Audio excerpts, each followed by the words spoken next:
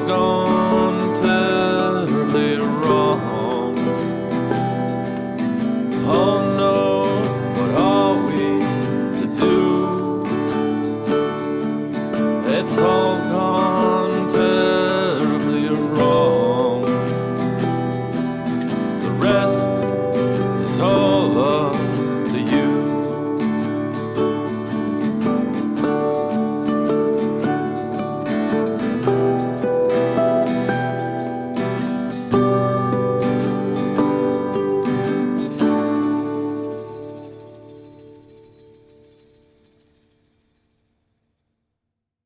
Are we ready? We're ready. This is how we get ready every time we record. Welcome to episode 5 of It's All Gone Terribly Wrong. A podcast of absurdities, oddities, and obscenities. Ayo! And we're your hosts, Jordan Stock and Rebecca Carlson. Thank you so much for joining us. This episode, I think, is going to be pre-banter light in the beginning for sure, because the only thing I wanted to mention was our one share dare, and I've seen evidence that people are doing that. Excellent. Yes, so thank you very much for those who have shared this podcast with other people that may enjoy it. Yeah, keep it going. And again, it doesn't have to be people that enjoy it. It can be anyone. Like your pastor, your kid's daycare teacher. As long as they don't leave reviews. They're non-reviewy types. Dude, you don't know what kind of life they live, like, outside of their profession. That is true. That is true. People be freaks. So that's all I had. Did you have any announcements for the beginning of the show? Oh, I had this wonderful conversation with Thomas earlier, and I wanted to quote it. Okay. It's totally a dad joke, but it made me laugh. And so From Thomas? Like, I'm shocked. Quoting you, yeah. He said, in all caps, mind you, with a shit ton of question marks. I feel like he was yelling at me. When are you doing an episode on your own life, since, you know, your life has gone terribly wrong? Oh my God. Thomas. Oh, the fun never ends with him. Thomas. Tommy boy. I laughed, dude. I like literally LOL'd. Ay, Dios mío. You know what? Life is a work in progress constantly. That's all I have to say on that. Life is like a box of chocolates. You never know what you're going to get. It's that shitty macadamia. No, I'm just kidding. Everybody likes macadamia but me. I don't like some of the nougaty ones. Nugent. Nugent. Yep. Chocolate Nugents. I was talking to someone the other day and was like, I'm pretty much always just a step ahead of having like words. I do that. Oh, existential crisis. I was like, I'm basically always a step, but like a little bit ahead of having one. And as long as I'm like doing that good, it's okay. I'll make it. I agree. I 100% agree. Indeed. Who should go first this episode? Who went first last episode? I think I went first the last 2 episodes. Then I can go first. That's fine. Okay. Oh, sorry. My part. Jordan! Rebecca! Please to tell me a story. Please to tell you? Please to tell me a story. Airplanes and airports. We all love them. Are you serious? Or if you're like me, you fucking hate them. I hate them. I'm on the hate list. Yeah. I was talking to someone earlier and was like, in my adult life, I've never been on an airplane sober. I've always taken Xanax and like had at least 2 shots before I get on. I can't do it. Like anytime there's even like slight turbulence, I'm like, this is it. I'm dying. This is it. This is the one. Yep. That's really great that you're doing this, because I also have been talking to someone about airplanes and the lack of confidence that people have in flying these days. I mean, statistically, like it's still, more likely for you to die some other way, but it's still kind of terrifying. And then it's also like when it does happen, it's like, 50 to over 100 people and one little clump. Yeah, it's a mass casualty situation. It is. All right. I feel like this might not be as exciting as you thought it was going to be. I'm doing the top 10, which honestly would be good. I think. Okay. Not as exciting because I don't want airplane tragedy. I don't want to go to sleep tonight thinking about airplane tragedy. I started going down that road and was like, people probably are going to like it if I just talk about airplanes that have crashed and people that have died. But I watched a lot of videos. Oh, God. And then I started watching like creepy and explained stuff, and that's when it was like, okay, I'm probably not going to sleep from and I've really fucked up dreams. So this is primarily just the most dangerous airports or like takeoffs and landings. Oh my God. Yeah. So I do have to say this is kind of, it's not visual, but if you want to look it up, like I very much so encourage it, and watching some of the videos of the planes like taking off and landing is terrifying. So one of them is Gisborne Airport in New Zealand. The runway actually goes through the city. So like it's like this little chunk of land, and then there's a train railroad, that like a main train artery that goes across the runway. Okay. So they have to schedule. That's just, you know, what they felt like doing. They felt like being different. I mean, I know New Zealand's small, but not that small. I'm not sure. I didn't really look into the whys, but yeah. Poor city planning is what that was. What that is, right? Yeah. So they have to very thoroughly and assuredly schedule transverse planes. Transverse planes. Next one is Princess Juliana. It's on St. Martin, and you're probably familiar with this one. Will is shaking his head, I think, or he's just dancing on the sofa. I don't know. The landing strip is so small that they have to start going down like prematurely, whereas other planes wouldn't do that because they only have so much island. So you're like standing on the beach and this plane's literally like just, you know, right overhead, meters above your head. Yeah. And it's so windy that if you stand like too close to like the landing area, it'll like knock you down and shit. Oh my God. It's 7,150 feet. Larger aircrafts require 8,000 to 10,000 feet. Oh, okay, so it's just shy. Yeah, but that makes a big difference. That little bit, yeah. Because then you'll go on the island if you don't. There's another one that's Saba Airport, and it's essentially the same thing. It's actually near St. Martin, and it's the same way. It's 1,300 feet long. So what you're telling me is don't fly directly into either of those places. Drive islands. Go somewhere else where there's adequate space, and then puddle jump somewhere else. Kinda, yeah. Yeah. Saba Airport is cool because it's at the Dutch Caribbean, and it's the they call it King Kong Island because it's where the like OG King Kong is filmed. So it's kind of cool. Sweet. Yeah. Next one is Narsarsuaq in Greenland. There's a ton of snow, and they don't have the ability to defrost the runway, which most of the icy ones obviously are on here because of that, which is really sketchy. Yeah. Maybe they invest in a lot of salt. I don't know. Right. They also have volcanoes on that island country. So the ash like limits the visibility sometimes. Oh, right. It is active. There was that explosion that was very recent. And Antarctica is the same way as far as like the ice goes. They have a little airport called McMurdo Station. It's dark half the time there. So, and they can't have lights on the runway. Porqué? I want to say maybe like for the aminals that are not out there. These frozen. The polar bears really hate it. They are not fans of these runway lights. Maybe it's an electrical thing. They don't have someone to like maintain it all the time. Yeah, they probably don't get a whole lot of traffic. Yeah. Antarctica, so they have to wear like night vision goggles, but essentially they're just like expected to land blindly. Oh my God. It's dark. Oh my God. That reminds me of this dream I had where Stevie Wonder was driving me around in like the hills and bluffs of like some desert area, and I was like, Mr. Wonder, how are you doing this? It was, I don't know, it was one of my most vivid dreams.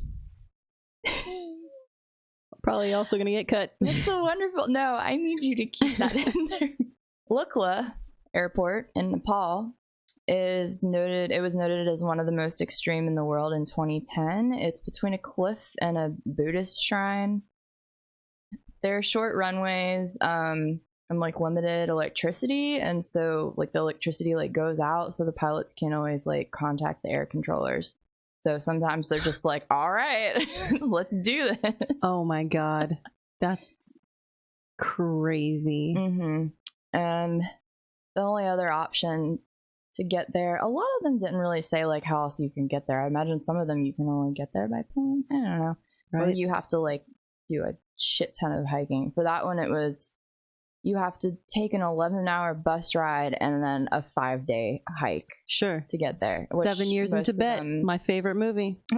It's literally one of my favorite movies. It's been so long since I've seen it. Is that Matt Damon? Brad Pitt. I confuse them. They're the same to me. They are just the same like person. Sandra Bullock and Julia Roberts. They're the same. Oh my God. They look nothing alike. They have long hair. Are you Julia Roberts? I could be. I could. You know what? I've always loved her, and Sandy Bullock is a Texan. Sandy, are you guys tight? She wasn't born there, but we accept her as one of our own. Yeah, that's nice of you. Yep. Yeah. All her friends call her Sandy. So you're one of her friends. I mean, I like to think. Yeah. Maybe she can drive you somewhere sometime. I would let her. Anytime.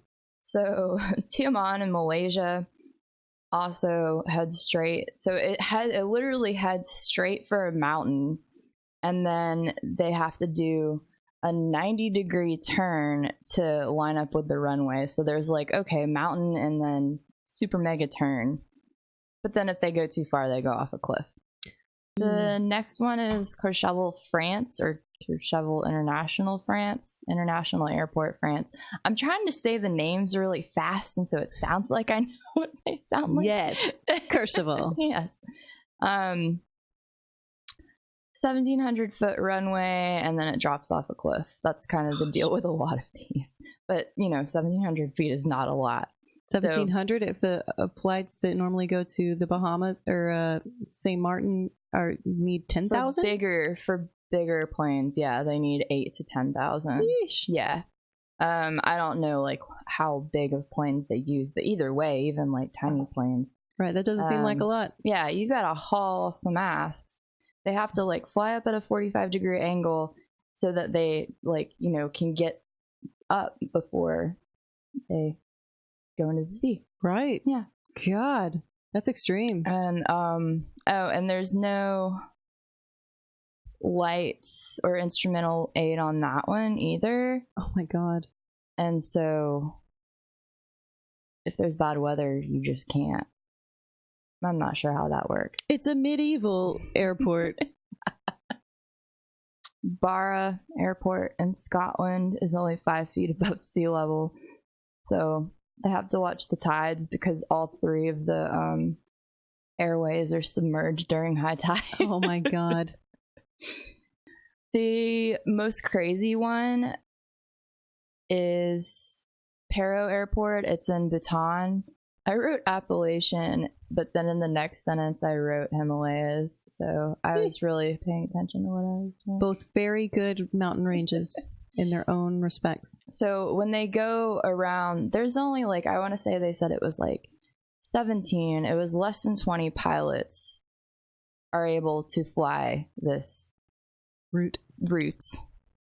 That makes sense. Which is insane. But yeah, so you're navigating like around these mountains, and you don't even see the runway until like literally right before. So you're like turning around one mountain, and then you're turning around another one, and then you go to turn as you're like already going down, and there's the runway.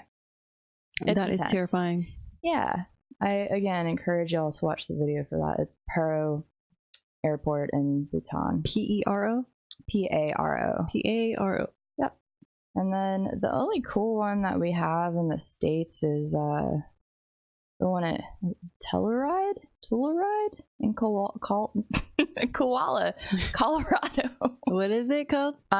It's Telluride. 9,078 feet up there. Oh, wow. Oh, yeah, okay. So what's the big deal with that one? Is that too short as well, or just too high? No, it's just super high. It's the highest one in the States. And it's like right on the way it's set up is, I don't know why I keep doing hand movements. That's fine. It's just on the side of a cliff like the other ones, but it's like, it looks like it's very much a plateau instead of, whereas the other ones are like crazy jagged mountains everywhere. Right. Yeah. Some of my favorite musicians have died in plane crashes. Yeah, that seems to be a thing. Example, Otis Redding, Buddy Holly, and who else was on that plane with Buddy Holly? The Big Bopper, yep. And who was supposed to be on it? I just read it. Somebody switched places. It was, Was it Waylon Jennings? I think it was Waylon Jennings. Oh. You know? By all means. Oh, Will's coming up to the mic. Hello, this is Will Do here. You sound great. I feel as though Rebecca previously has told me like the big Bopper or one of his people were sick, so they they begged Waylon for his spot on the plane. He's like, okay, sure, but I hope your plane crashes. Yes, that's and it. then no. It did. Womp womp. And then it did, because that tour that they were on was horrific. It was freezing. They were miserable. And so everybody on that tour wanted out. And then the Big Bopper got sick, and that's exactly what happened. And Waylon Jennings said what he said. And he's been interviewed and about it before. And he's like, I 100% regret saying that, because you just never know. He's lived with that his whole life. Anyway, go ahead. Sorry. No, you're fine. I was pulling it up. Richie Valens, he's the guy. Richie Valens, La Bamba. Yeah. Yep. Aww. He was 17, I think, or Was really he? young. He was very young, but so was Buddy Holly. I don't think any of them made it past 26. So basically, don't get famous and fly on an airplane. It's a curse. Maybe They really do call it a raises Buddy. your chances of dying. There is a Buddy Holly curse. Aaliyah's on there. Was she a plane Sorry, crash? She was a plane crash. I didn't realize that. Just the way you phrased that. Sorry. I thought it was a. It's kind of like, was she a train wreck? No, she was a plane crash, dude. She was a plane crash out there. I feel like that's all I have. Yeah, according to Aviation Global Incident Map, this is from last year, there were 500 emergency landings and 20 plane crashes worldwide. I didn't get the death toll, but none of those were at like the most dangerous airports. But then again, it's also like, how many times do planes frequent those airports versus like main airport hubs? Sure. So there's that. But there's like your chances of getting into one of these plazy craces it's pretty high, dude. You'll probably survive. You're right. Yeah, there's so many flights. There's thousands of flights that take place every day, and 20 crashes for the entire year globally. I mean, that's pretty good. Yeah.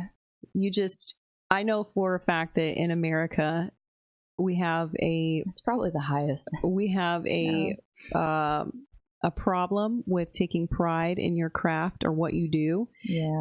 There's a lot of lackadaisical people, I would say. Yes. What a good word. Look at you.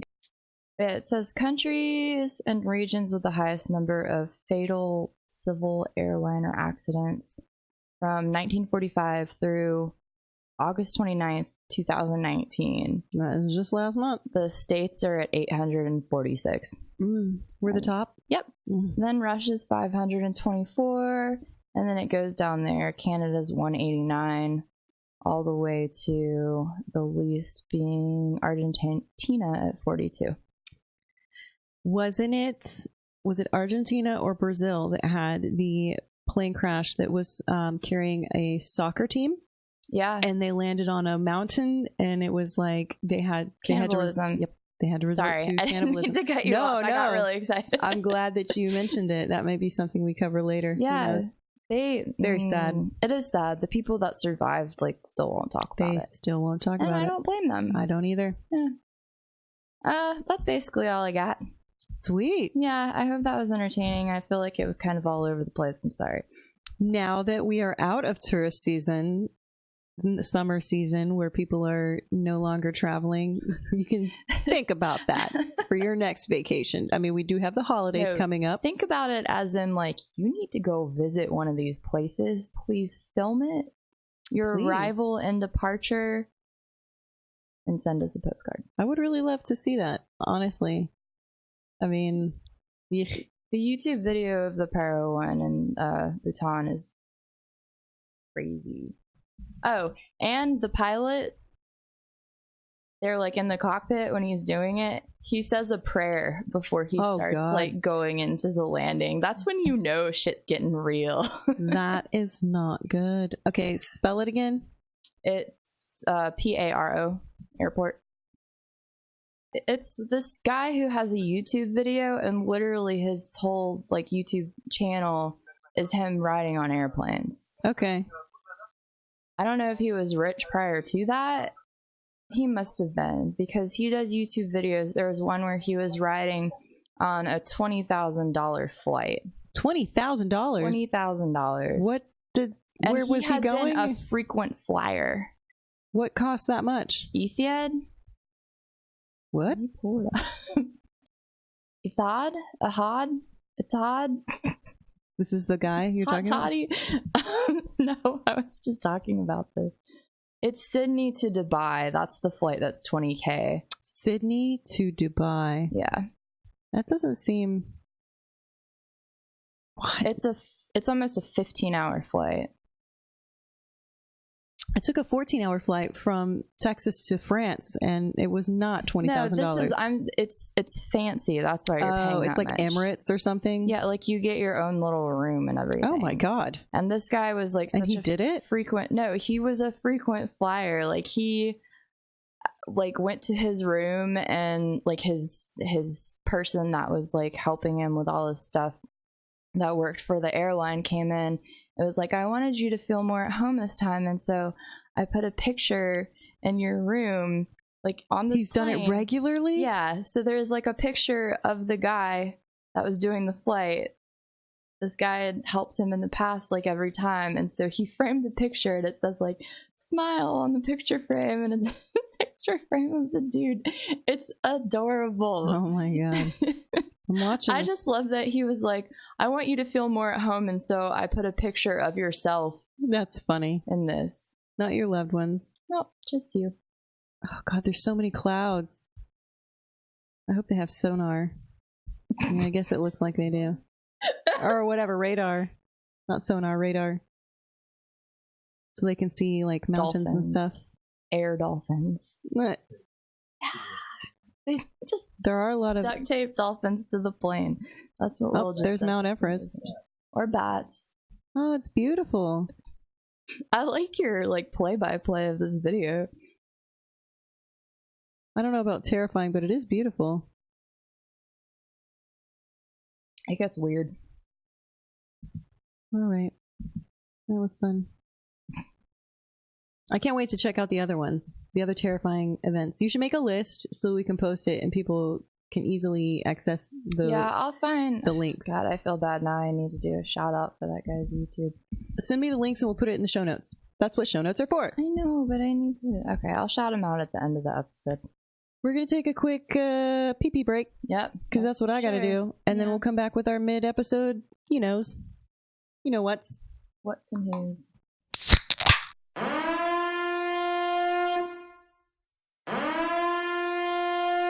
Warning. You will be offended.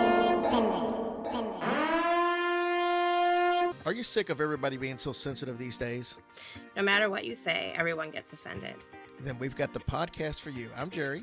I'm Amanda, and we're the hosts of Warning, You Will Be Offended. A podcast with no filter. If you're offended easily, this is not the podcast for you. We can't even talk about most of the topics on this promo. You won't want to miss Amanda's Fact of the Week. Ooh, can I tell them about torso porn? Absolutely not. Can I tell them what color whale poop is? No. So subscribe today to Warning, You Will Be Offended. It's pig! Damn it! God, audio is such a crapshoot. Yeah, input on audio to you guys, because sometimes I feel like we are overly We could be. I can't fucking think today. No, dude. I know what you're saying. Wife, let me pick up where you left off. Thank you. Maybe we're overly critical sometimes. Yes. And we pick apart our audio more so than we should. So we do need feedback. If you're leaving reviews, give us feedback. If you don't want to leave a review, just message us on Facebook or whatever. Private message one of our, well, maybe don't creep on Rebecca's profile, but you can creep on mine if you want. If you're too weird, I'll just block you. That's what I've been doing lately. Oh, man. Some weird people out there, dude. Oh, show. Yep. So, welcome back to the middle of the show. Indeed. I feel creepy. I feel like I just keep like deadpan staring into the... Well, don't do that. Stare at me. I can take it. I don't know about the folks at home. Dude, too hot to handle. Weird. There's a YouTube channel of this guy that sits there for 4 hours and just stares at the camera. He literally does not move. And he's got like a ton of followers. Why? Does he do it like every day or something? Like, no, I don't. That's investing a lot of time into something. And I'm wondering now why we only have 54 YouTube subscribers. Yeah, come on, actually guys. Give you content. We're not just staring at you blindly. But we can. Content, as my brother likes to call it. Content in quotes. Why is it for the quotes? audio folks? Well, he's a dick. All right. Self-admitted dickness. Can we hashtag that? That should be the next movement. The next shirt. Admitted dickness. No, it comes after me too, because now guys are going to be like, I'm a self-admitted dick. I'm sorry. Right? Unabashedly dicked. Yeah, that's it. That's the one. Unabashedly dicking? Dicking without no wait, haphazardly dicking. It has officially all gone terribly wrong. In fact, indeed it has. Well, middle of the show notes. I just wanted to reiterate the one share dare, since we do not have any iTunes reviews this week, which we've decided, you know what, that's just for our own personal benefit. Please leave us a review only if you have some constructive feedback for us. Please do not leave a review or a rating without a review. Yeah, if you're gonna leave a 1 or whatever, like fucking go for it. Tell us. Don't be a dick about it. Tell us why. Unabashedly dicking us. Yeah, don't fucking do that shit. Tell us why you're dicking us. My brother's leaving the room. Goodbye. Bye. Anyway, okay, we didn't have any iTunes, but we do want to do the one share dare. Please continue to share this with at least one person, and I'm going to end there. Not who may or may not like it. We're going to leave that out. Just share it with one person, please. Yes. End of that story.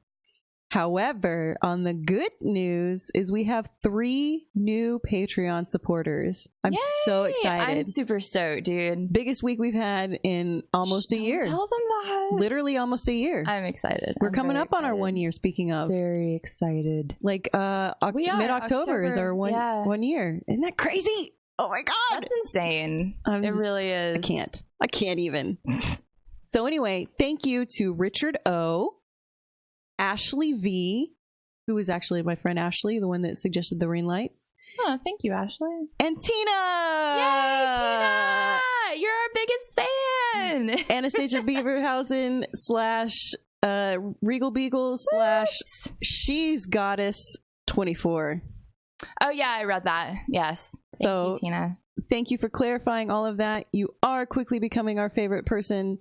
Thank you so much, Tina. Oh, and the reason she joined Patreon is to actually help you, Jordan. I don't know if you read that message. Oh, no. Hold on. She wanted to suggest that you purchase some bitter spray. Yeah. And actually, Chewy. Yeah. Or she got it from Chewy. Was it Chewy? Okay, because I looked at Walmart to see if they had something similar for you, but they didn't. So yeah, actually look into that. So she gave you that $5, bitch. Go get it. Bitch, go get it. Oh, I'm gonna. And He did it today. Oh, He just so sits there and eats everything. so we'll get it and tell everybody how it works tomorrow. Not tomorrow, next week. Tomorrow, whatever. We'll make a post. No. No, I was sitting on the sofa today, like doing stuff, and like Stuff and things and stuff. in the background, I could faintly hear like this like noshing noise, and I was like, "God damn it, Jafar!" His name's Joffrey now, like Joffrey Dahmer. I like it. Like the derp version of Jeffrey Dahmer. Jafar Dahmer. Anyway, You know what? Joffrey Dahmer could not be the most like it's pretty good fucked up combo. Oh God, yeah. I can't even Yeah. imagine if. Ugh. Let's not go there. No. Okay. Yeah, that's all I had for the middle of the show. One share dare up for iTunes, and then thank you so much for our Patreon supporters. We really appreciate everything that you guys are doing for us. It really helps us improve the quality of the show. That's it. That's all I had. Oh, okay, that was a good transition. Could have been worse. Well, movie. you can come back now. Did he just leave straight up forever? I don't know. He probably went outside. Oh yeah, smoke time. That was the middle of the breakup like opportunity. He didn't get it. Didn't get the memo.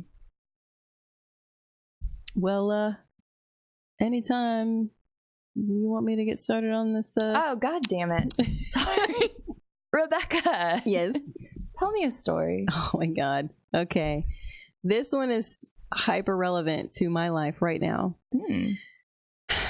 So, this last week has been probably the most excruciating weeks I've had in a very long time. I had a surgical procedure which went well. Everything's good. I'm okay. But they gave me fentanyl before they gave me anesthesia, which apparently has a common side effect of constipation. I did not poop for 6 straight days. 6 straight days. I'm curious to see where this is going. It was borderline medical condition-y. I was prepared to call my doctor and say, I need help. Nothing's working. My friends reached out to me. I did Nothing's working. Salad. I did apples. I did carrots. Any fibrous fruit or vegetable I could find. I resorted to prunes. I ate half a bag of prunes. Dude, nothing happened. When you told me that, so sidebar real quick, when Rebecca and I worked in the same department, I used to eat prunes all the time because I like prunes, and she refused to eat them because of... They taste weird. They tasted weird. Now I love them. Yeah, good. Okay. I'm converted. Good. I'm literally converted. As you However, should be. they didn't work as well. I feel like everything that came about was a combination. So I did all of that, all the fibrous fruits and vegetables. I drank water. I took a laxative. Didn't work. I had to take another laxative. Oh, no. Yeah, and double the dose. Still nothing was happening. So I eventually everything on the 6th day. On the 6th day of Christmas, my true love gave to me the ability to poop regularly. That was good. And everything has worked out. But it also reminded me of a topic that I've been wanting to do for a while. And I figured that was a sign from the powers that be to go ahead and talk about fecal microbial transplantation. All right. Please. So I want to do a quick thanks to Orbiter Magazine, Johns Hopkins Medicine, Real Clear Science, and Wikipedia. Thank you so much for your sources of information. What is fecal microbial transplantation, forever known as FMT? FMT. Yes. What is it? It's the transfer of stool from a healthy donor to the gastrointestinal tract of a recipient, primarily for the purpose of treating a condition called... I'm sorry. Wow. I didn't even get like 3 sentences 5. in. It's okay. It's fine. Carry on. So you take poop from one person who is healthy and has no gut issues, no FUG as we like to call it, or I like to call Fucked it. up gut, in case you don't know. Yep. And I got the FUG. Yes. I got the FUG real bad. So you take healthy poops and you put it into the poops or the gastrointestinal tract of somebody who doesn't have healthy poops. It's primarily for treating Clostridium difficile colitis. Okay, that was good. Also known as C. difficile, and that's exactly what I'm going to call it for the rest of the night. All right, excellent. Fun fact, difficile is how you say difficult in Spanish. Oh. So I'm sure that has something to do with Latin, but instead of Spanish, right? Whatever. It's derivative. Same diff. That makes sense. Yeah. So this usually affects C. difficile patients, and what that is a complication from antibiotic therapy. It happens when you have a condition where you have to take a bunch of antibiotics and it kills all the good bacteria. Yeah. And so now you have only bad bacteria that's ironic, fucking you up.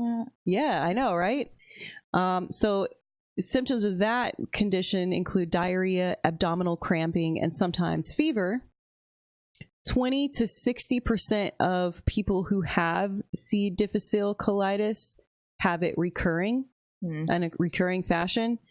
And there's a study that's published in 2013 by the New England Journal of Medicine, and it showed that fecal transplantation is more effective than the traditional oral drug therapy in preventing recurrences of this condition. Wait, how invasive is it?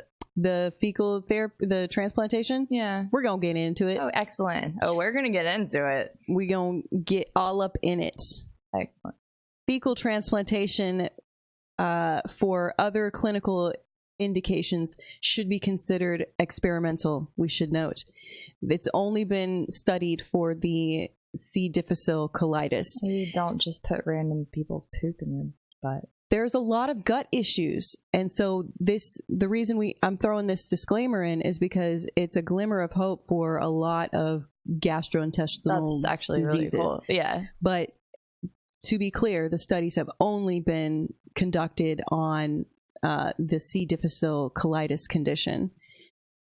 So how is it done, you were asking? Oh, yes. Yes, ma'am. Fecal transplantation is usually performed through a colonoscopy. Mm-hmm. And during the colonoscopy, the colonoscope is advanced through the entire colon, and the colonoscope is then withdrawn, and the donor stool is delivered into the colon as it's being withdrawn, so that it can penetrate the entire colon. I wish y'all could see my little spirit fingers I'm doing. No, oh my God, I love you so much. That's the same description I was going to use. Spirit fingers for your colon. They're just like going back and forth. Like imagine a fun tickling of your colon. Oh, gross. No.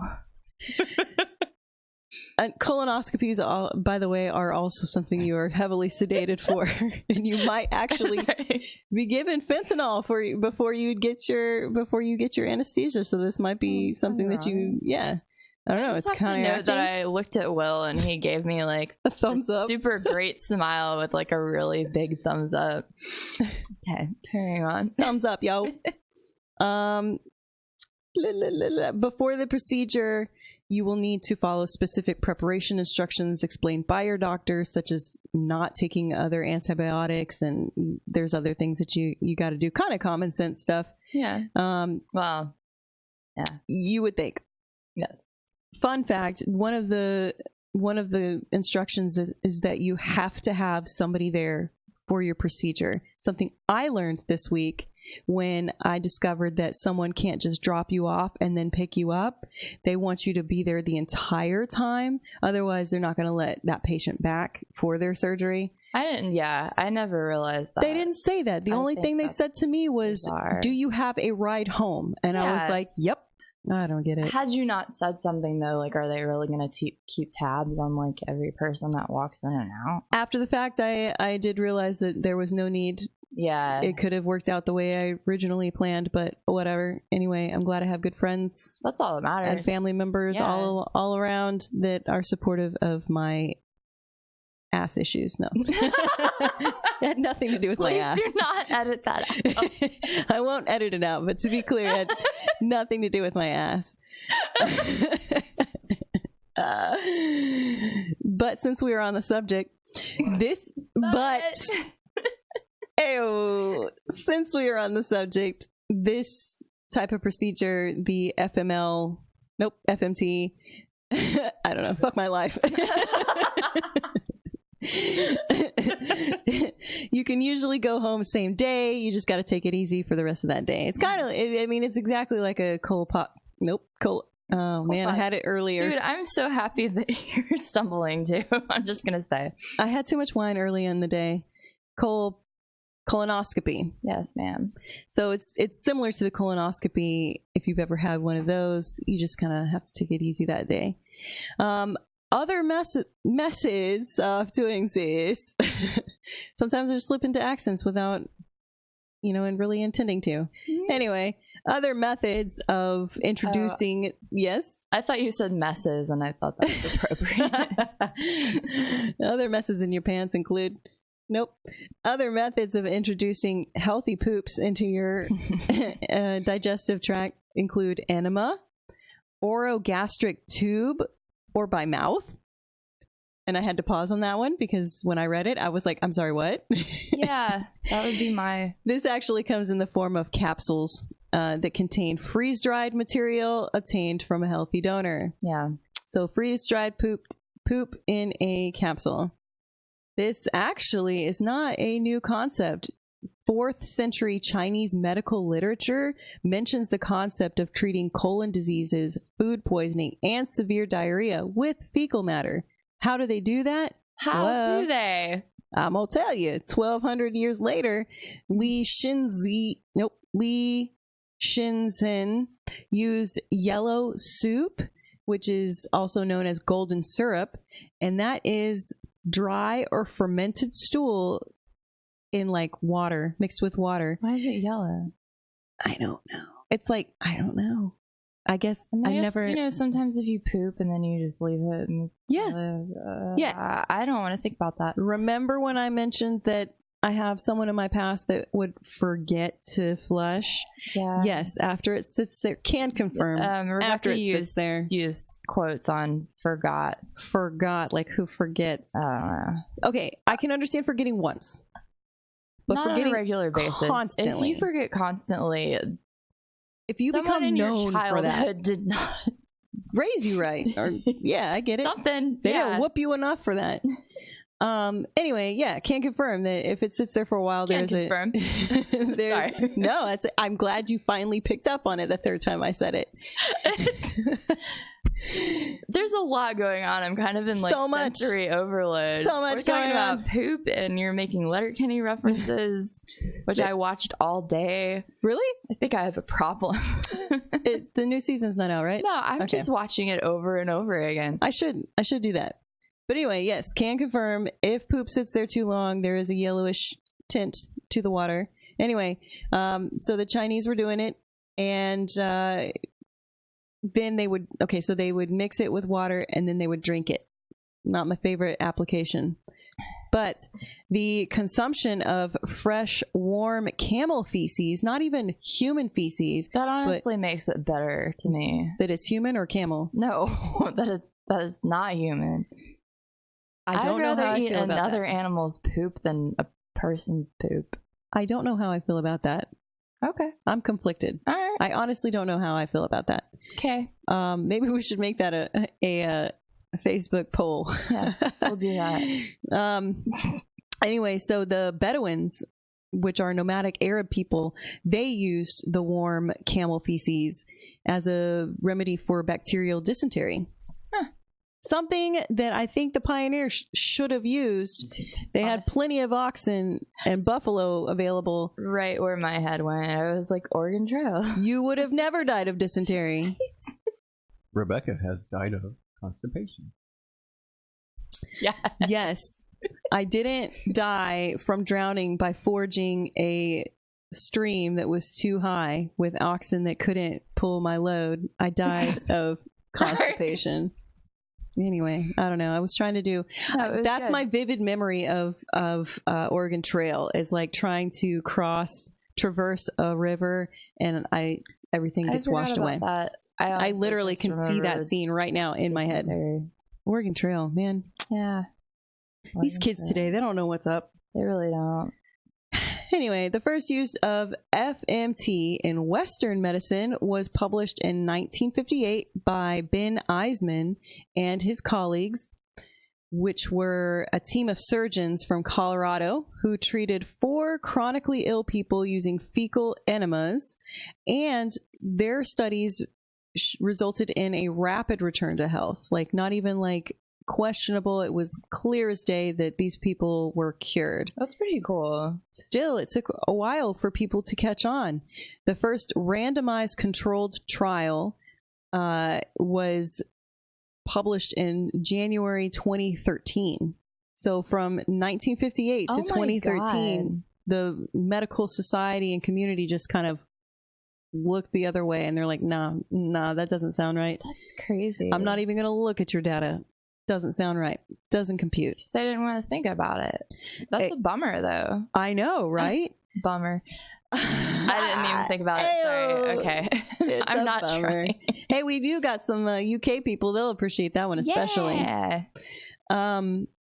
So yeah, and la la la la la. Will do. Yes. He's raising his hand. This should have been a shit show, but no, there's too much information here for a shit show. It was once considered to be a last resort therapy by some medical professionals because of its unusual nature and invasiveness. Nobody wanted anything stuck up their butts. Potential risk of infection transmission, like that would be my first concern. Like, I don't want whatever they got. And the lack of Medicare coverage was also an issue for donor stool. So whether you're a donor or a recipient, Medicare was not going to cover the procedure to take that on. Yeah. Nowadays, specialists for the infectious diseases area have been moving toward accepting FMT as a standard therapy, as a primary therapy. Damn. For in especially the cases of recurrent C. difficile. Mm-hmm. And this medical community shifting their opinion will eventually lead to Medicare coverage in the United States. Oh yeah, for sure. Can't speak to other countries, but in the United States we're catching up. You know, we're slow in the medical world, to be honest. Slow in everything, dude. These days, I feel that is true in these days. Nico. These days. I don't like Nico's voice. I know one person in particular that's going to be really mad at me because 2 of his favorite people, I was going to say Neil Young and Nico, I cannot stand their voices. But anyway, I can't really get behind Neil Young, but yes, carrying on. I know it's an unpopular opinion, but hey, that's me. So there is a team of researchers from MIT, which include microbiologist Mark Smith, and they founded 2 companies. Well, MIT, primarily this Mark Smith, founded 2 companies.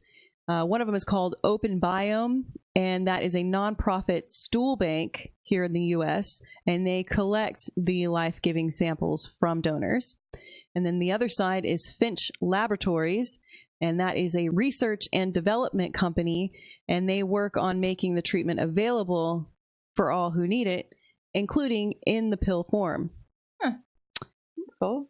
Now let's go to the stats and see exactly how effective this is. Yes. So John Hopkins says that FMLs are 90% in their cure rate. Holy crap. With no significant side effects reported. That's crazy. Right.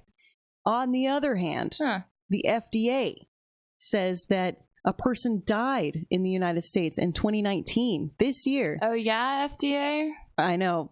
Who else has died? After receiving so this person died after receiving fecal transplant containing a drug-resistant bacteria, and another person who received the same transplants was also infected. The FDA issued a warning against potentially life-threatening consequences of transplanting inappropriate tested fecal microbiota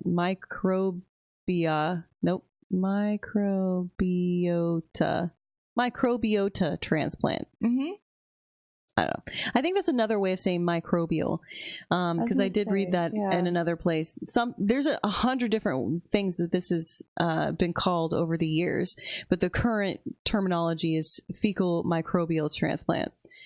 Anyway, basically the FDA is against it because one incident where the fecal matter wasn't tested. Other adverse effects have been reported to include bacterial blood infections, fevers, exacerbation of inflammatory bowel disease, mild GI distress, which generally is resolved soon after the procedure, and that could include flatulence, diarrhea, irregular bowel movements, abdominal distension/bloating, abdominal pain and tenderness, constipation, cramping, and nausea. During this research, I came up with a few more poop facts that I didn't include.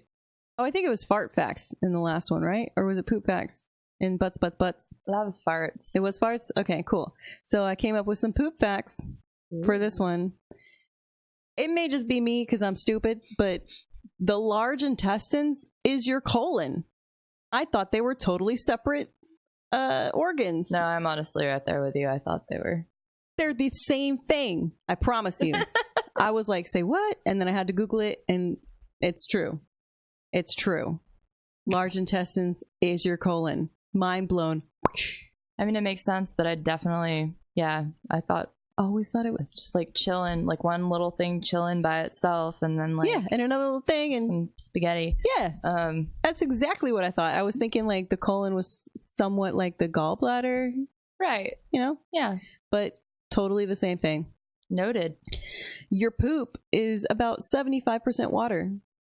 I don't understand that. I don't know how to feel about that. I don't know if that's I can't believe it. I refuse to believe it, but that's what the facts say. All right. Your poop is brown because of bile. That's what gives it the brown color. Anytime I hear bile, I just think about like vomiting bile. Yeah, that's the only bile I'm familiar with. Yeah. It's not my favorite. We hate bile. We do. But it's so important for you. According to the Illinois Poison Control Center, eating poop is minimally toxic. So if you happen to have ingested poop, don't worry. It's only minimally toxic to you. You'll survive. Something that I was super concerned about because I couldn't poop for 6 days was... Are you having trouble hearing me? No, there's like... Hold on. Is there a buzz? Oh, it's that. It's the fan. Okay, sorry. Sorry if you've made it all the way through this and you hear a clicking. I just now noticed the clicking. If you don't know, we live in the South. It is especially hot in September. It's terrible. And so we had to keep the fan on. So I apologize for any clicking or noise distortions that you may have incurred, but bitch, it's hot. It's hot. That's all there is to it. Well, getting back to the poop. Yes. One of the concerns I had about not pooping for 6 days was, is there another method? Is there another method that this can come out? Maybe I can vomit and save myself a little bit of distress here. You can actually vomit shit. No. Yes. No. Yes, you can. It's a thing. The American Heritage Medical Dictionary defines a condition dubbed fecal vomiting as the vomiting of fecal matter that has been drawn into the stomach from the intestines by spasmodic contractions of the gastric muscles. Is that because it couldn't exit the other way, or is it just like a specific condition? Both. Okay. So if you have a condition that causes you to not poop, this could happen. If any situation causes you to not poop, this could happen. Okay. When the colon becomes so full, it's like we got to get this shit out literally. Yes, so your stomach starts like spasming and contracting and causing it to go into your stomach, and then you end up vomiting. So fecal vomiting has been cited in liver cancer, ovarian cancer, and colorectal cancer cases as a reason, and this is going to get dark, cited as a reason why patients should be given the option of euthanasia. That's how terrible this is. Like, they're like, yeah. Okay, so yeah. No, I'm...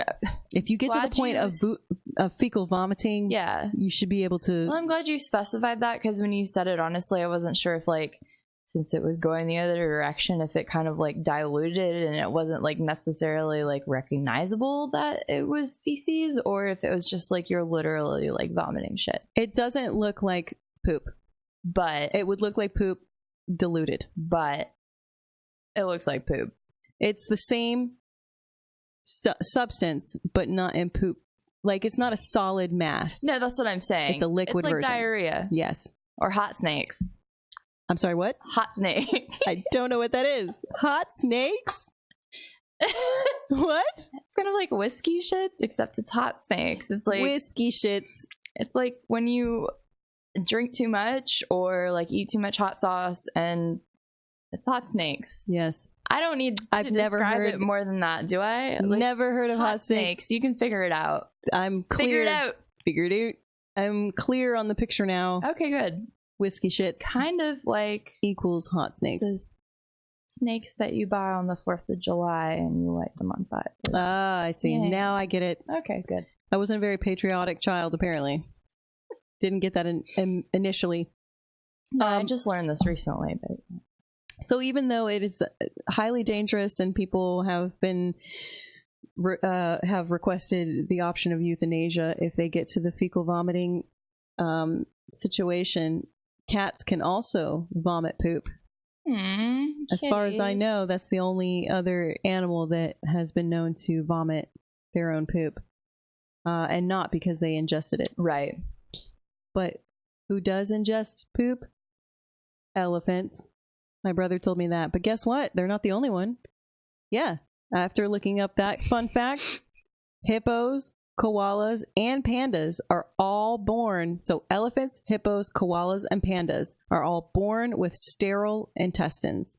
And they have to digest the bacteria of their mother's feces. Oh. And this is called coprophagy. Coprophagy. I looked it up. I looked up every single one of these and listened to the sound thing. Coprophagy. Oh, that doesn't stick. That sounds right, though.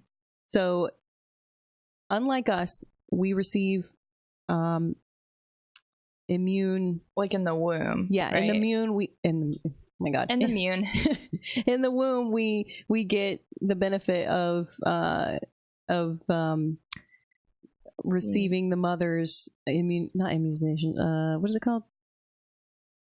Immune support, I guess. Yeah, we'll go with that. Elephants, hippos, koalas, and pandas do not get that. So they have to eat their mama's poop. I feel like I've read that somewhere about just koalas specifically, but it is interesting. That is interesting. So that's my story, and I'm sticking to it. Everyone applaud right now that I was able to poop healthily, in a healthy manner. I feel like we also have to post our text thread from earlier, because which one? When you, Will, and I were talking about pooping and stuff, and I don't remember, we hashtagged some stuff in it when we were talking about poop. I've slept since then, apparently. I feel like...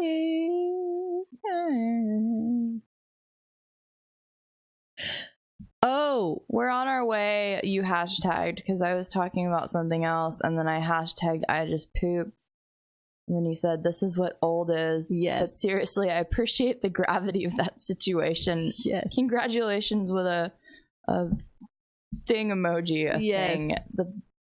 The yeah, confetti emoji. Confetti, that's the word. Yes. Okay. And sorry. That will explain if you're in our Facebook group, which you should be already. You can, you know what, real quick. That was the end of my story, by the way. This is the end of the show. This is the end of the show. So now we're going to go to the end of the show notes. One of them being, please join our Facebook group. The answers. You just have to answer 3 quick questions. One of them is name a podcast. I'll give you the answers right now. We've got Buddy, who is the main star. He's the one that hangs out with us the most. We got Jafar. He's the one that's mentioned second most. And then there's Louie, who's the redheaded stepchild who never gets mentioned because he never wants to hang out. Yeah. So any of those 3 will be acceptable. And we also mentioned Jafar earlier. Now he's Jaffrey Dahmer. So. You could call him Jaffrey Dahmer, and that would be acceptable. The second question is, what's your favorite episode, I believe? Just do butts. It's a shit show. That's everyone's favorite. Yep. And then the third one is, what is your favorite topic to cover? Because, we want to do more for... Yeah, so just tell us what you like. For y'all. Yeah. You can't really say poop because we clearly we got that in spades. Butts and, yeah. God. Poop and butts and stuff. Poop and butts and stuff. Poops and butts and stuff. And airplane butts. Airplane butts? Airplane butts.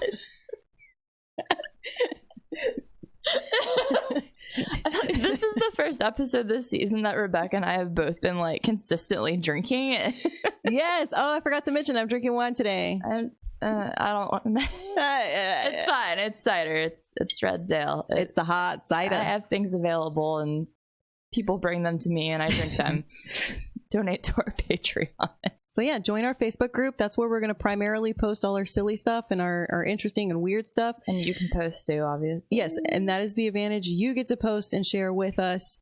The main page is going to be just for news, and announcements and stuff like that. Yeah. Want to reiterate the one share dare. Please share our show with at least one person. Please and thank you. And our Patreon, we have a $1, $3, and a $5 tier. Yes. What I meant to mention earlier with the Patreon, the 3 new Patreon supporters, your stickers are in the mail. Yay! Woot! Oh fish. Oh fish. Oh fish. That's all I got. Oh fish. But that is all I had. Do you have any announcements for the end of the show? No. Okay.